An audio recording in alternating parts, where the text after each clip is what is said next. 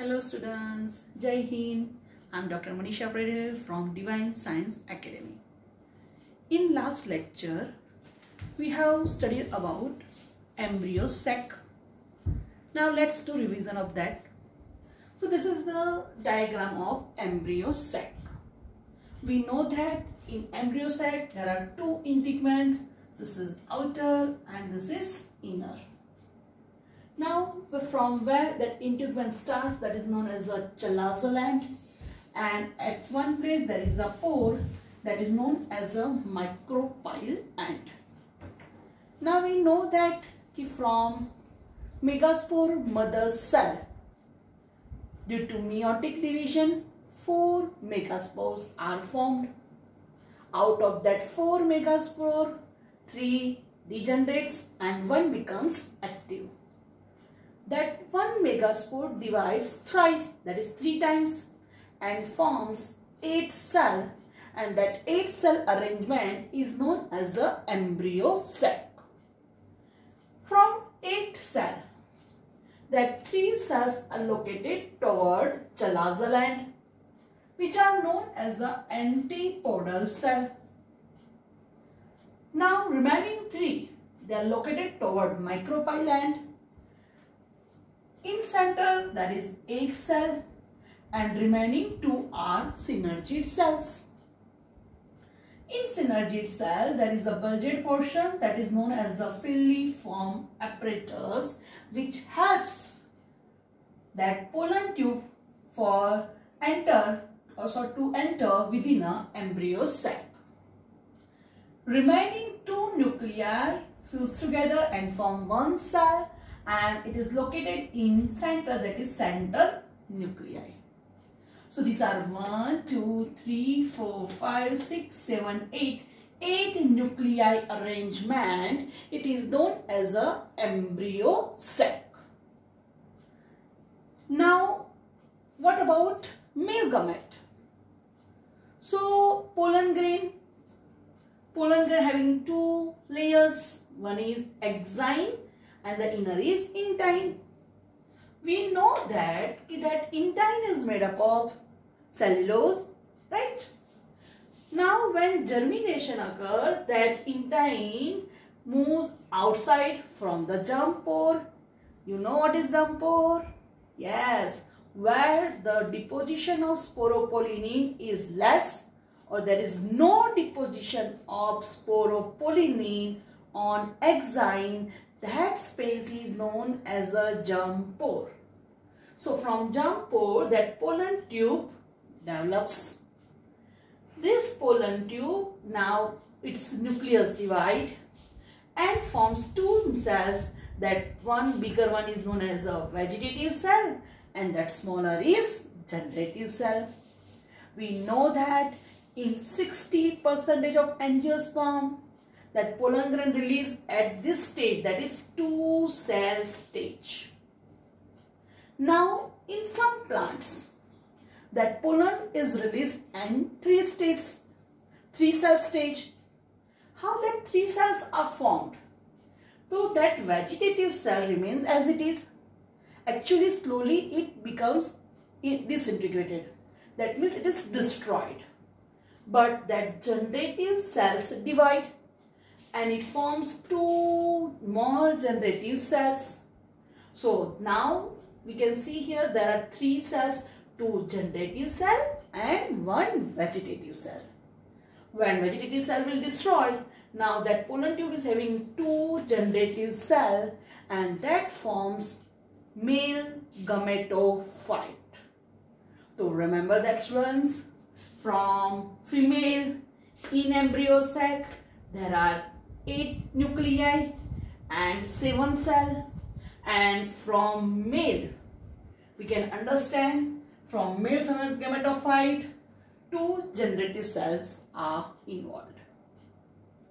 Now today's topic is double fertilization. So first we say how fertilization occurs. That pollen tube moves toward lower side and it enters to embryo sac by that filiform apparatus. Remember, ये जो filiform apparatus है वो कैसे chemicals release करते हैं जिससे वो pollen tube attract होती है and pollen tube enters the embryo sac. Now, after that entry of pollen tube, that two synergid cell slowly it will destroyed, and the tip of pollen tube will break down, and two male gametes are released in embryo sac. One more time, when pollen tube enter the embryo sac with the help of synergid cell, that synergid cell later धीरे धीरे धीरे वो destroy हो जाएगा और दो male gamete they were released in embryo sac. So now at that time you can understand that 3, 4, 5 and 6 nuclei are present or 5 cell. Why? Because two synergid cell will destroyed. Now that two male gamete enter the embryo sac. One of the male gamete will unite with this polar nuclei that is here, and one male gamete or generative cell will unite. This is egg cell and this is polar nuclei. So two male gamete are released in embryo sac. One of the male gamete it will fuse with egg cell and the another will fuse with polar nuclei. Okay, there are green color. Okay, got it? So one of male gamete fuse with polar nuclei. This is N, and male gamete is always N. So now it will form 3N, that is primary endosperm nucleus. Remember that this primary endosperm nucleus, when it divides and forms primary endosperm cell, and it is known as a endosperm, that is reserve food. Now what about that another male gamete? That another male gamete it will fuse with egg cell and it will form zygote.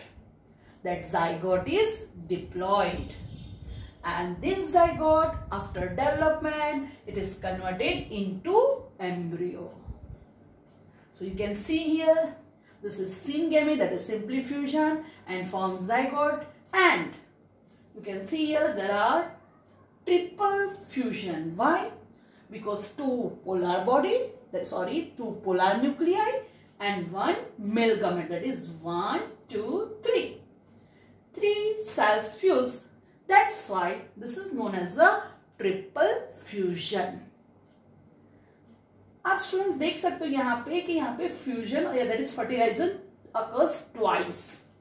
One, due to one fertilization, zygote is formed. Due to another fertilization, that endosperm nuclei is formed. That's why this is known as a double fertilization. So that flowering plants, its main characteristic is double fertilization. Remember, this is most important क्योंकि इसके base पे sums भी आते हैं, right? One more time थोड़ा revise करा देती हूँ. Embryo sac possess 8 cells, 3 towards talazal end, they form antipodal cell, 2 in center, they are polar nuclei, and 3 towards micropyle end, they form synergic egg apparatus. In egg apparatus, that is 1 egg cell and 2 synergid cell. Second most important, remember that all cells of embryo sac are always haploid. Now from male, when pollen tube develops, it is having two nuclei, that is two cells, one vegetative cell, one generative cells. Generative cells divide and form two generative cells, and vegetative cells slowly destroyed. So that two generative cell and pollen tube, it forms male gametophyte, and this is female gametophyte. When pollen tube develops, it enters from its tips from filiform apertures, and its tip is broken down and it releases two male gamete in embryo sac. Two synergid cell will destroyed, and this two male gamete will do fertilization. One of male gamete, it fuses with two polar nuclei and it forms primary endosperm nucleus. Remember that N, that is, it is triploid, 3N, and in future it will form endosperm, that is reserved for, we know na, that seeds are of two types, endospermic, non-endospermic. Mostly the dicots are endospermic, and mostly, not all, monocot are non-endospermic. Is it right? No. Monocot, that is maize seed, it is endospermic because जो maize है उसमें reserve food होता है. While when we talk about dicot, just like pea, bean, they are non-endospermic. Why? Because that endosperm is absorbed by that cotyledon. Right? Remember that this is important for NEET. In dicot, that endosperm is absorbed by cotyledon. So that's why that monocot are endospermic and dicot are non-endospermic. Okay, there are some exceptions like orchid and castor seeds. Even that castor seed, it is dicot, but it is endospermic. And same orchid, even though it is monocot, but it is non-endospermic. These are exceptional cases. Okay, and due to fertilization of egg cell, that zygote is formed, right? And that zygote will develop into embryo. And why it is double fertilization? Because one syngamy occurs and one triple fusion. That's why it is known as a double fertilization. Thank you. Please like karo, share karo and subscribe karo my channel. Thank you.